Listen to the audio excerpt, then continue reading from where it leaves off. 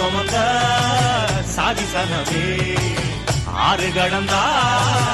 ஊரு வருமே சீர் சுமந்த சாதிசனமே ஆறு கடந்தா ஊரு வருமே மானூத்தும் வந்தாயில மாங்குட்டி ரத்தம்மையிலே பொட்டப்புள்ள பிறந்ததுன்னு பொலிகா